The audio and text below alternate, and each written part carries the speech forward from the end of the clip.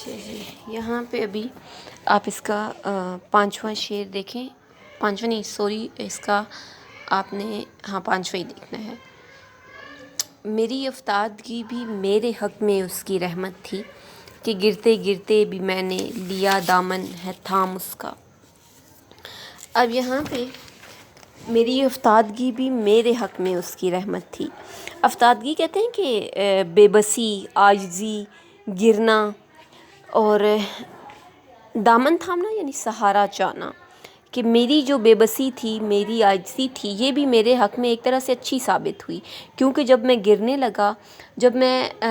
ٹھوکر کھا کے گرا، تو میرے سامنے ایک مہربان شفیق جو رب کی ذات وہ موجود تھی، اور میں نے گرنے کے باوجود بھی جو ہے وہ اپنے رب کا دامن تھام لیا۔ تو اب اس جو تشریح طلب شعر ہے، اس میں شاعر نے اپنی بے بسی، مجبوری اور لاچاری کی بات کی ہے، اور یہ لاچاری کی بات کرنا دراصل وہ یہ ہمیں بتانا چاہتا ہے کہ اللہ تعالیٰ کی رحمت جو ہے وہ بہت بے پایا ہے، اس کی کوئی جو ہے وہ حد حساب نہیں ہے۔ یعنی در حقیقت جو ہے وہ ہم نے پچھلے شعر میں بات کی تھی کہ انسان جو ہے وہ خطا کا اور غلطی کا پتلا ہے، وہ غلطی کرتا جاتا ہے، لیکن اللہ تعالیٰ جو ہے وہ کبھی بھی اس کو اکیلا نہیں چھوڑتا۔ شاعر ایک کہتا ہے کہ ہم نے تو جہنم کی بہت کی تدبیر، لیکن تیری رحمت نے گوارا نہ کیا، کہ ہم تو جو ہے وہ غلطیوں پہ غلطیاں کرتے چلے گئے، اور ہم نے تو اپنے لیے جو جہنم تھی وہ تیار کر لی تھی، لیکن اللہ تعالیٰ کی رحمت اس حد تک تھی کہ اس کی رحمت نے یہ گوارا نہ کیا کہ ہم جو ہے وہ جہنم میں چلے جاتے۔ عام طور پر غلطی اور گناہ جو ہے یہ ایک ناپسندیدہ فعل شمار ہوتا ہے، لیکن ایسا نہیں ہے کہ اگر کوئی انسان غلطی کر لے تو وہ یہ سوچے کہ اب تو جو ہے وہ بہت گناہ گار ہو گیا ہے، اور اب کبھی بھی وہ اللہ تعالیٰ کا سامنا نہیں کر سکے گا، اور کبھی بھی اللہ تعالیٰ اس کو معاف نہیں کریں گے، بلکہ ہمیشہ جو ہے وہ اللہ تعالیٰ،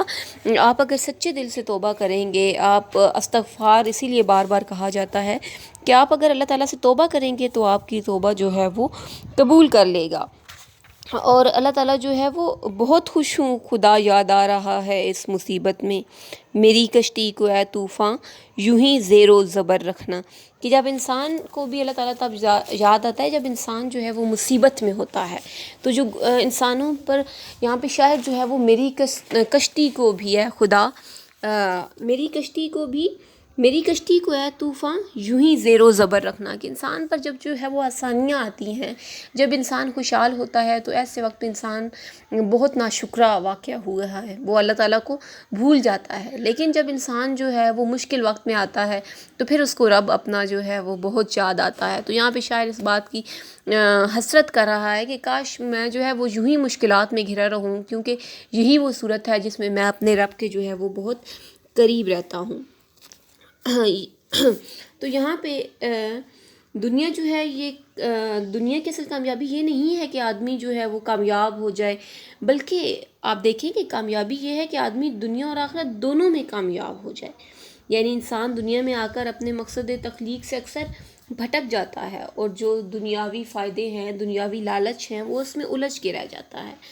اگر وہ لیکن کیا ہے کہ اگر وہ اس حالت میں بھی خدا کے حضور سجدہ ریز ہوتا ہے، اپنے ندامت کے آنسو بہانے میں کامیاب ہو لے، تو پھر کامیابی جو ہے اس کا مقدر بن جاتی ہے، اور اللہ تعالیٰ جو ہے وہ ہمیشہ وہ معاف کرنے کے لیے اپنا دامن جو ہے وہ بچھائے ہوئے ہے، وہ کبھی بھی انسان کو خالی نہیں جانے دیتا۔